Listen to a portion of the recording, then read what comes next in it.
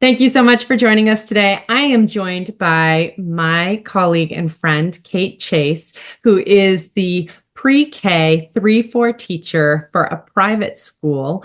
And I've known Kate for a number of years, and she's had such a robust work experience where she has been able to work in so many different school settings and really use her expertise as an educator to really guide children. And just, she's also a mom extraordinaire. So I am super excited to have her on today. Thank you so much, Kate. Welcome. Good to see you. Thanks. That's good to see you. Sorry, we have a vacuum going on in the background of our school. Which you can obviously tell she's truly in a thank school. you for the lovely introduction. So, Kate, how have you seen students as well as educators change from your perspective in the last 3 to 5 years? In the last few years, I feel like I've seen a lot more frustration coming from teachers, not so much in the school that I'm in, because we've really done a good job of helping our teachers, but I feel like there's been a lot of frustration that's happening because of I feel like the emotional piece that kids are needing is not being addressed early on. And so I feel like we're having so many emotional needs unmet by students, then it's causing the teachers to get frustrated and unable to really help the students because they're getting overwhelmed at the same time. Absolutely. So, That's a great way to describe it. I definitely see the same perspective in a lot of the schools that I'm in, and again, with the students as well as with the staff and that sort of thing. And what do you attribute it to? I'd like to attribute it to COVID, but I feel like because I want to blame everything on it. But I feel it's an easy enemy. I feel like it's easy. But I think a lot of it is that we're all, I think, I'm not exactly sure the words that I want to say without it coming across in a way that I don't want it to come across. I feel like kids are almost, we've gotten to this point where we're being so into helping them through emotions that we're not helping them through emotions. We're just like telling them how they need to feel emotionally, as opposed to guiding them to how they really feel, or helping them address their feelings where they're at. So I feel like sometimes we're like, oh, you feel this way or you feel that way, when it's like, oh, how are you feeling right now? And helping them find a way to navigate through those feelings. And I feel like we've so much gone into ourselves, like as a community and as a family unit too, where we're not going out and reaching out to the other people to kind of help all of us guide through emotions and feelings. And so I think that we are I feel like we're a real feelings world that we're in right now, but I don't know that we're guiding our children into to really know how to come into our feelings. And I think it's that, I mean, we can feel any way we want. Anybody has Right. to feel any way you want, but is that really the way you want to feel? And is it going to benefit you? And Right. how do you have the feelings that will benefit you to get to where you want to go? Mm-hmm. But also, how are you acting behaviorally because you have those feelings? Yes. I definitely see more of the feels coming out in the last couple of years, but they're represented by behavior that I don't know if we would have seen it 10 years ago, 15 years ago, those sorts of things, which unfortunately not in a typical classroom. I feel like that wasn't there. No. And that I think has has contributed to, it hasn't created, but it's contributed to people feeling unsafe. And I'm sure that you see that in the staff and you see that in students, and they aren't functioning at a level that they could have been, previously because of that. Mhm. I know you and I Yeah. ran into each other recently, and Yeah. you were like, "Oh my gosh, Bethany." Definitely. So kiddos they just need more support than they have Yeah. needed in the past. And Yeah. and yeah, what do you do in your classroom to help kids feel safe? Because that's a common issue everywhere I go, that the people are feeling like they just don't feel safe. And it's the primary issue that I address in my book, Ease the Pain, is really how can we make others feel safe? How can we make ourselves feel safe in order to get to a point where we can even regulate ourselves so that we can then learn those higher skills? Because we can't add social emotional learning. We can't add all those other components until we feel safe and regulated. Exactly. That's why from like day one with my kids, when they come in the door, like I try and make them feel as loved and supported from day one. So even when I have 3 and 4 year olds that are just coming from being home all the time. And, a lot of them are coming from moms were home and now they're going back to work. And so they're not like ready to say bye to mom. So I have Mom sometimes to, isn't ready to say bye either. I know. So I have to really help them see that it's okay to cry. It's okay to feel our feelings. I know that some places are like, we don't hug, we don't this, but I feel like, especially with my littles, I feel like it's really important that they know that they're safe. So they walk in the door and the first thing they're greeted with is a smile. I actually go outside to meet them as opposed to they come into my classroom, because I feel like they need that face before they even walk into not the chaos of the day, but the chaos of everybody's got to put all their things away. So I really feel like it's important to give them a smile and know that they're loved, and no matter what, that there's someone there for them right from the get-go in the door. Yeah, that connection is primary to feeling Yeah. safe. I mean, we definitely need to use all the little tricks, and we talk about those and some really simple ways in the book, but it's really about the connection. I had a student who Definitely. came to school yesterday who's been out of school since last May. And they said, "Who's going to be there?" And I said, I'll be there. I'll be there as soon, whenever mom can bring him, I will be there. And I got him out of the car and brought him in. Just, it's so important to be received, especially by someone that they're connected to. Because I was like, I don't want a stranger receiving this child his first day back, because that happens sometimes, and it has to happen just because you're at a new school or whatever. That does happen. But when an opportunity arises to be able to help connect with that person and get them off to a better footing right off the bat, that's critical. So, and I'm sure you have kids who they have big feels and they don't know, because of their age and everything else, how to manage those emotions. And what are some go-to regulatory strategies that you use for the little guys? So I have some kiddos that actually they have a hard time coming in the door in the morning. And sometimes I just let them tell them what their job is to do for the morning. If it's like their backpacks and their water bottle, like the things they need to do. And I give them the time that they need to do it. Sometimes we have to cry, and sometimes we have to sit. Sometimes we have to just look at the floor and pull ourselves together. And so time, I feel like, is super important. And I feel like we rush our kids so much. And I know that I do that with getting my kids ready during in the morning, but I feel like they've rushed so much sometimes getting to school that sometimes they have to have that few minutes to pull themselves together. And if given the time and the calm words and small, simple words, I feel like it really helps them to focus on those little things and not be like, I have to do this, this, this, this, this.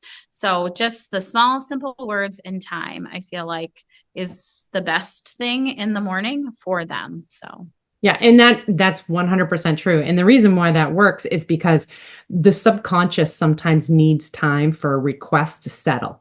And the body has to be able to adjust to that. And unfortunately, because we're moving so fast so much of the time, we're we're expecting everybody else is operating in, the prefrontal cortex in the front of the Yeah. brain, and they're not, especially Yeah. children. Children don't often operate there. They're not in a beta brainwave state and everything else. So it takes them sometimes some time to process that information and request and not get stuck in certain Mm-hmm. areas of the brain. And I see this with the kids a lot. They get stuck and then they dig in and they're not even sure why they're stuck. They're just like, it's just a no. And Yeah. the no is really about I haven't had time to process this request, but they can't verbalize that. And people Mm-hmm. think, oh, they're being defiant or something. And it's not that they're being defiant. They need some time and we are very rushed in Mm-hmm. most everything we do. We overschedule and we constantly keep ourselves busy. And sometimes it's great because we have activities and we want things going on. And sometimes it's to cover uncomfortable feelings. And Mm-hmm. that can be tough too when kids don't have time to just sit with themselves. And when people don't have time to sit with themselves, we're not very good at it. No, definitely not. As a culture, it's something we definitely need practice at. Yes. Yes. And giving simple keywords and then not many options. Like Yeah. if we're given too many options, I feel like they melt down. Or Mhm. if we are like have a demanding voice, even, or if we have a calm voice, I feel like I can say stop. But if I have to say it in a very demanding voice as opposed to being kind in my voice, there's a total different aspect that happens there, where there will be that whole I'm going to stick my feet down and I'm going to refuse to do it. Yeah, I feel like we have this whole, oh well, they're just stubborn, they're this and that, and like it's not necessarily stubborn. Sometimes it's the way that we are coming across to them that's making it that they don't feel like they have control of their moment, and we all have 100%. to feel like we're in control. And so if we make them feel like they're in control in a safe way and in a way that helps guide them into the right way, then we're allowing them to be who they are without taking that control away from them. Mhm. And so I feel like that's super important for, especially for little kids, to really figure out who they are in these times of newness that's Yeah. happening in their lives. And in a positive way, to not have Yeah. a reflection on themselves. It's a negative thing. I'm a bad Mhm. kid or I'm a bully or something like that. But to be Yeah. able to view themselves of, you know, it takes me a moment to make a choice, but then I make the Mhm. right choice, being Yeah. able to really kind of identify with a positive persona of who they Yeah. are. So, I Definitely. mean, Kate, you're a highly skilled teacher and you Oh, probably thank don't you. have this problem a lot of the time. But when you have students that have extremely disruptive behaviors to the rest of your class, how do you deal with that? I have had some kids that have been extremely disruptive.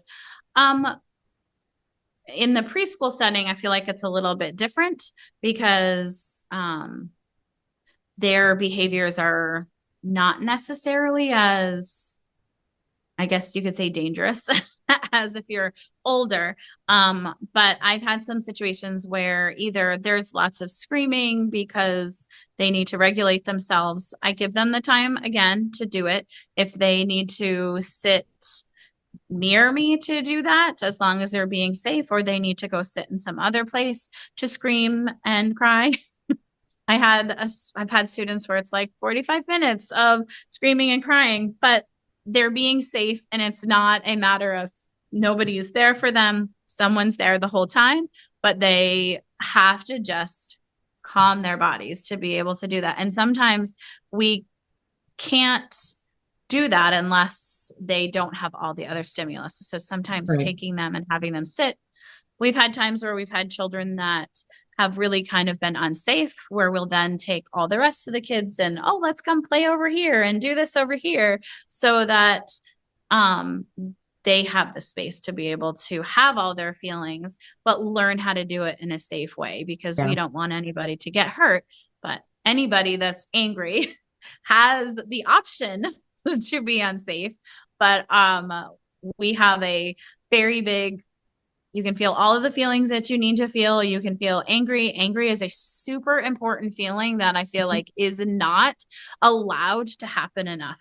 And that's a feeling I feel Yeah. often in life. Yeah. And it's just a matter of how to learn how to do it in a safe way, because we all feel angry, we all feel sad, we all feel happy, but how do we behave in those moments? So how to self-regulate is super important when they're little. And so giving them the time to do that, giving them the safe place to do that. If they need something to, fidget with to keep themselves like calmed down, then whatever they need in that time, just as long as they have the time to do it.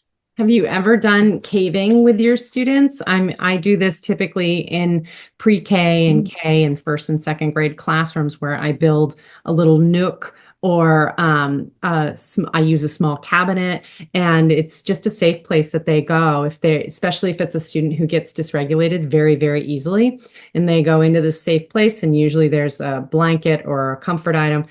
They get themselves back together, and then they're expected to come back and join the group. It can't be used as an avoidance technique, but it is Right. used as a way for them to regulate quickly, typically to get back. But the components are that it needs to touch the arms on both sides and typically touch the top of the head. So the space needs to be really small for them.